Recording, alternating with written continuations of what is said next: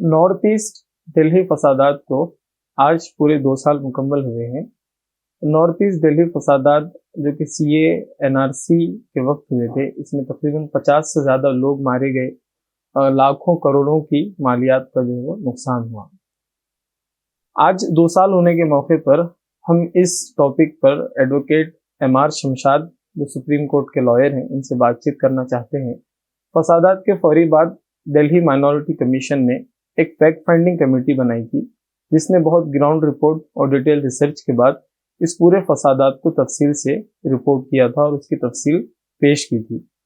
Advocate MR Shamshad साहब उस fact finding report committee के इंचार्ज थे। आज 2 साल उस हादसे को हो गए हैं, लेकिन बहुत सारे लोगों को इंसाफ मिलना अब भी बाकी है और तकरीबन आधे मामलात में इन्वेस्टिगेशन अब भी बाकी है।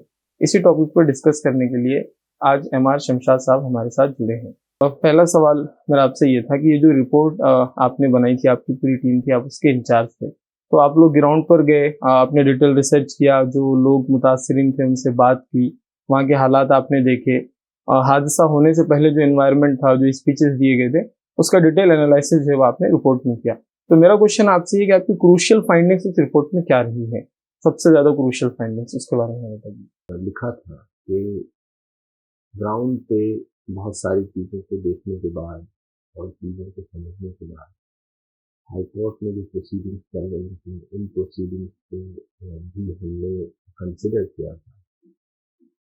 तो उसमें हमने ये लिखा था कि ये शुरू कैसे हुआ, ये दंगा शुरू कैसे हुआ, और इसमें बहुत सारी बातें ऐसी भी लिखी कि क्या क्या स्टेप्स नहीं लिए गए, जो अगर लिए जाते तो शायद ये मामला इतना ज़्यादा संगीन नहीं होता। अच्छा। तो अगर कहीं ये बहुत ही क्लियर है कि लॉ एंड ऑर्डर बिगड़ता जा रहा है और कुछ ऐसे इश्ताल अंगेज भाषण दिए जा रहे हैं, या रोड को ब्लॉक किया गया है, उसमें कोई भड़काने वाली बात कर रहा है, या फिर कुछ ऐसी तैयारियां की जा रही हैं जिसके वजह से ये दंगे हो सकते हैं। तो ऐसा नहीं है कि जो पुलिस सिस्टम होता है उसके पास खुफिया रिपोर्ट या on the face of it नहीं पता होता। बहुत सारी चीज़ें दिखती हैं, बहुत सारी चीज़ें खुफिया रिपोर्ट में होती हैं, उससे अंदाज़ा लग जाता है कि ये प्रिवेंटिव मेजर्स हैं जो लिए जा सकते हैं ताकि इसको रोका जा सके। तो शायद अगर उस तरह से होता तो वो शायद इस हद तक मामला नहीं जाता। ऐसा भी हम लोगों ने उस रिपोर्ट में बात जी कही जी। थी। दूसरी बात ये भी कही थी कि जो शुरू हुआ मामला, जिसमें कुछ लोगों ने ऐसी बातें कही जिसकी वजह से ये एक अचानक से ये दंगा शुरू हो गया, उसमें शुरुआती मामले के जो लोग एक्यूज हो सकते थे, उनकी जो एक क्रिमिनल लायबिलिटी थी उसको बिल्कुल नजरअंदाज कर दिया गया, और उस पर मुझे नहीं लगता कि आज तक भी कोई कार्रवाई हुई है। अच्छा। तो एक दूसरी बात ये थी। तीसरी बात उसमें ये थी कि जब दंगा हो गया, और जाहिर है उसके बाद भी पुलिस का रोल उस हद तक रह जाता है कि अब जो लोग विक्टिम हैं, चाहे वो किसी किसी मजहब के लोग मारे गए हों, लेकिन विक्टिम तो विक्टिम होता है। जो मरे हुए लोग हिंदू हो, मुसलमान हो, कोई मारने वाला होगा, और जो मारने वाला होगा उसके खिलाफ तो क्रिमिनल जस्टिस सिस्टम में एक कार्रवाई होनी चाहिए, जी। और इफेक्टिवली होनी चाहिए। उसके बारे में बहुत सारे बयानात दिए गए उस वक्त कॉन्टेम्पोरेनियसली के साथ, ये बहुत अच्छा काम हो रहा है और दिल्ली पुलिस ने बहुत अच्छा काम किया है। तो चूंकि मार्च अप्रैल से लेकर जुलाई में हम लोगों ने रिपोर्ट दी है, तब तक की जो पुलिस के काम करने का जो तरीका था, उस पर भी हम लोगों ने दूर से ही नजर रखी, कोर्ट्स के ऑर्डर्स देखे, एफआईआर्स जो कुछ मिले थे हम लोगों को, वो एफआईआर्स को हमने काफी कोशिश की कि ज्यादा से ज्यादा हासिल हो पाए। तो उसमें काफी हम लोगों को ऐसा लगा कि बहुत सारी चीजें आर्बिट्रेरी तरीके से हो रही है। किसी एफआईआर को रजिस्टर किया गया और उसमें तुरंत इन्वेस्टिगेशन होता है, तुरंत उसमें चार्जशीट फाइल होती है और फिर वो चार्जशीट कोर्ट में चली जाती है। ये बहुत अच्छी बात है, इसमें कोई प्रॉब्लम नहीं है, ये होना भी चाहिए स्पीडी जस्टिस में। लेकिन एट द सेम टाइम एक सेट ऑफ एफआईआर्स को आप स्पीड अप कर देते हैं, दूसरे सेट ऑफ एफआईआर्स को आप बिल्कुल साइडलाइन कर देते हैं। एक तो ये बात हुई जो आज तक कुछ मामलों में एफआईआर रजिस्टर नहीं हो पाई है। कुछ मामलों में एफआईआर रजिस्टर हुई तो उस एफआईआर में चार्जशीट फाइल नहीं हुई। लेकिन कुछ ऐसे मामले थे जिसमें विद इन 2 मंथ्स एफआईआर भी हुई, चार्जशीट भी हुई और उसके बाद उस पर ट्रायल भी चल गया, तो वो अपनी जगह है। दूसरी बात ये हुई कि कुछ ऐसे लोगों के खिलाफ एफआईआर रजिस्टर हुई और एफआईआर रजिस्टर होने के बाद उनके नाम अलग अलग एफआईआर्स में आए और अलग अलग चार्जशीट फाइल हुई और बहुत सारे क्रिमिनल ट्रायल शुरू कर दिए गए।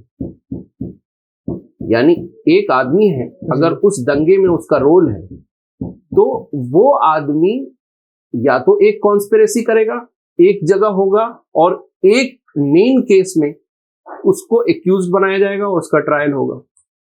लेकिन ऐसा कुछ केसेस में नहीं हुआ और उस केस को आप देख सकते हैं, रिपोर्ट हो रहा है उसके बारे में कि वो आदमी एक ही दंगे के लिए 10, 11, 12, 8, 9 ट्रायल में वो उसको एक्यूज बनाया गया अलग अलग ट्रायल्स में। अच्छा। दूसरी तरफ ये हुआ कि अलग अलग एफआईआर कंप्लेंट्स लॉन्च हुई और उन कंप्लेंट्स को एक एफआईआर के साथ क्लब कर दिया गया। उसमें क्या हुआ कि बहुत सारी वो एफआईआर जो अलग अलग लोगों की थी, एक साथ क्लब हो जाने की वजह से उसके इन्वेस्टिगेशन का जो नेचर है वो बिल्कुल इनइफेक्टिव हो गया। कोर्ट ने लिखा भी 1-2 मैटर्स में कि साहब 1 साल से ज्यादा हो गया, इन्वेस्टिगेशन ही नहीं शुरू हुआ। क्यों? क्योंकि उन्होंने क्या किया कि एफआईआर जो कंप्लेंट्स दी गई थी उनको किसी और कंप्लेंट से जोड़ दिया गया और दूसरी कंप्लेंट जिससे जोड़ा गया उसमें कई बार वो बहुत सीरियस ऑफेंस नहीं था तो उसमें लापरवाही हुई, तो उसमें जितने क्लब्ड कंप्लेंट्स थे उन सब में लापरवाही हो गई। अच्छा, ये जो क्लब्ड कंप्लेंट्स हैं वो ज्यादातर एक पर्टिकुलर कम्युनिटी के लोगों के। अच्छा। अब सवाल ये उठा कि साहब एक केस में अगर आप एक ही आदमी के खिलाफ 10 क्रिमिनल ट्रायल चला रहे हैं एक ही दंगे के लिए, तो जहां 10 अलग अलग आदमी कंप्लेंट करता है तो उन 10 कंप्लेंट को किसी एक इन सेंसिटिव या लेसर डिग्री ऑफ क्राइम के साथ आपने उसको जोड़ दिया और फिर उसमें इन्वेस्टिगेशन नहीं हुआ। और ये कैसे हुआ? ये किसने किया? ये पुलिस ने किया। किस पैरामीटर पे किया? क्या रूल फॉलो किया उसमें? किसी को कुछ पता नहीं है। ये पुलिस ने अपने डिस्क्रिशन से किया। अब वो डिस्क्रिशन कैसे एक्सरसाइज हुआ है वो कोर्ट में बहुत बार हम लोगों ने बताया है कोर्ट को। तो ये सब प्रॉब्लम्स रही हैं और उसकी वजह से इन्वेस्टिगेशन भी हैम्पर हुआ है, उसकी वजह से ट्रायल में भी प्रॉब्लम हुई है और जाहिर है इन्वेस्टिगेशन और ट्रायल में प्रॉब्लम होगा तो जो क्रिमिनल जस्टिस सिस्टम में जो एक इंसाफ की बात है वो पीछे रह जाएगी और वो हो रहा है।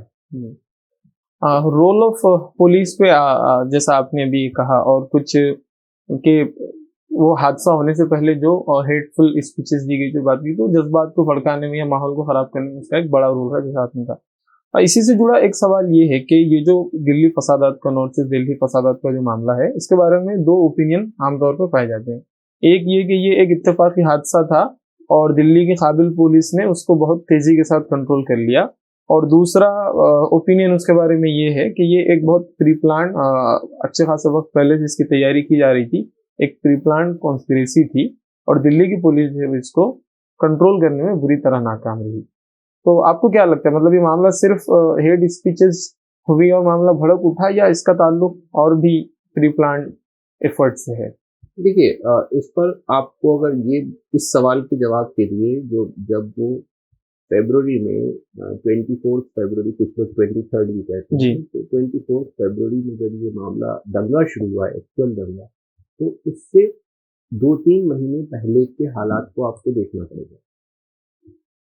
वो इस तरह देखना पड़ेगा कि अलग-अलग जगह पर दिल्ली में और हिंदुस्तान के अलग-अलग जगहों पर बहुत सारे प्रोटेस्ट हो रहे थे। उन प्रोटेस्ट्स के बारे में हमने उसमें रिपोर्ट में लिखा है कि किस तरह से एक खास क्लास के लोग उस प्रोटेस्ट को डिमोनाइज कर रहे थे। उसके बारे में ऐसे गैर मुनासिब बयान दिए जा रहे थे जो अपने आप में हेट स्पीच था। अच्छा। प्रोटेस्ट के बारे में दिए जा रहे थे। फिर यहाँ तक के गाली वाले अंदाज में इंडिकेट किया गया कि ये प्रोटेस्टर्स जो हैं वो इस तरह के हैं जिनको मैं समझता हूँ, उसमें कहा गया गोली मारने का जो इशारा था, ये तो नहीं कहा गया कि प्रोटेस्टर्स को गोली मारो, लेकिन गद्दारों को गोली मारो। और दूसरी बात ये कि उस वक्त जो गद्दार इंडिकेट कर रहे थे, जो भी आवाज उठा रहे थे उस कानून के खिलाफ, उन सबको डिमोनाइज किया जा रहा था, चाहे वो सोशल मीडिया से हो या पॉलिटिकल स्पीचेस के जरिए हो, चाहे मीडिया के जरिए हो। बहुत जगह मीडिया और फोरम पे इस इशू को इस तरह पेश किया जा रहा था जैसा कि कोई लॉफुल प्रोटेस्ट अपने आप में एक बहुत संगीन जुर्म हो। तो उससे भी एक माहौल खराब हो रहा था। उसके बाद आप ये देखें कि एक साहब आए जामिया में, उन्होंने गोली चला दी प्रोटेस्टर्स पे, फिर वहां शाहीन बाग में गए, वहां गोली चला दी उन्होंने। तो ये सब चीजें हो रही थी। तो ये सब चीजें अचानक से नहीं हो रही थी, 2-3 महीने लगे थे जी। एक माहौल बना हाँ। तो ये सब अचानक वाली बात तो थी नहीं ना, कि एक आदमी अचानक से जाके जामिया में गोली चलाएगा, एक आदमी अचानक से जाके वहां शाहीन बाग में गोली चलाएगा, एक आदमी अचानक से ऐसी बात कह देगा जिससे दंगे हो जाएंगे। तो एक कंसिस्टेंट एक पैटर्न था जिसमें 1-1.5 महीने से ये सब चीजें हो रही थी। और उसके होने के बाद जाहिर है जो नॉर्थ ईस्ट दिल्ली में हुआ, कुछ लोगों ने भाषण दिया, उसके बाद फिर हुआ, तो ऐसा नहीं लगता कि ये बिल्कुल एब्रप्टली हो गया। कुछ ना कुछ तो उसका बिल्टअप था। अब इस बिल्टअप के लिए एक कोई इंडिपेंडेंट इन्वेस्टिगेशन तो हुआ नहीं है, ऐसा कौन करेगा? या तो सुप्रीम कोर्ट का इंटरवेंशन उस वक्त हो जाता और कोई एसआईटी बन जाती जिसमें दिल्ली पुलिस के लोग एकाध नुमाइंदे होते, लेकिन ज्यादातर इंडिपेंडेंट लोग होते, तो शायद ये बात खुल के आती कि क्या मामला था, अचानक से हुआ या फिर उसके लिए बिल्टअप था कुछ। लेकिन वो इन्वेस्टिगेशन तो हुआ नहीं। हम लोगों ने उसकी इन्वेस्टिगेशन करने की कोशिश की, जाहिर है उसमें हम लोग बहुत नहीं जा सकते थे क्योंकि फैक्ट फाइंडिंग कमेटी थी, और बहुत लिमिटेड अंदाज में जब हमने पुलिस से कोऑपरेशन मांगा तो पुलिस ने हमें कभी कोऑपरेट नहीं किया। कि जो बेसिक मुद्दे थे कि कुछ कागजात दिए जाएं, जो उससे दंगे से पहले क्या प्रिवेंटिव मेजर लिए उन्होंने, उसके कुछ कागज दें, किस तरह से पुलिस की तैनाती थी उसके कागज दें, क्या इनपुट्स थे, उस इनपुट्स पे क्या कार्रवाई हुई उसके कुछ दे। तो वो सब पुलिस ने रिस्पॉन्ड ही नहीं किया हम लोगों के कम्युनिकेशन को। तो हम लोग जाहिर है उस पर कॉम्पिटेंट नहीं थे उस पर कोई ऑब्जर्वेशन देने के लिए। और आज भी मेरी कोई जाती जानकारी नहीं है जो मैं कह सकूं कि वो एक प्लान था। लेकिन जो पिछले 2 महीने से दंगा शुरू होने तक के जो पैटर्न है जी, उससे ये तो कहा ही जा सकता है कि बिल्कुल एब्रप्ट नहीं था वो। ओके। देखिए कि यहाँ इस पूरे इंसिडेंट में बात जो आती है वो पुलिस के रोल पर बहुत ज्यादा बात आती है। और मतलब ये कि बात सिर्फ यहाँ तक नहीं है कि पुलिस ने आपको कोऑपरेट नहीं किया। आपकी जो रिपोर्ट है उसमें रोल ऑफ पुलिस के चैप्टर में आपने ये बात लिखी, कुछ इंसिडेंट्स आपने कोट किए। इसमें से एक इंसिडेंट ये कि एक वुमन थी, प्रेग्नेंट वुमन थी, और पुलिस की मार की वजह से उसके जिस्म पर जो है 35 से ज्यादा जो है जख्म उसकी जिस्म पर आए थे। और उसी तरह बहुत सारे वुमेन्स को जो है वो पुलिस ने बीटा, मारा और उनको पीटा।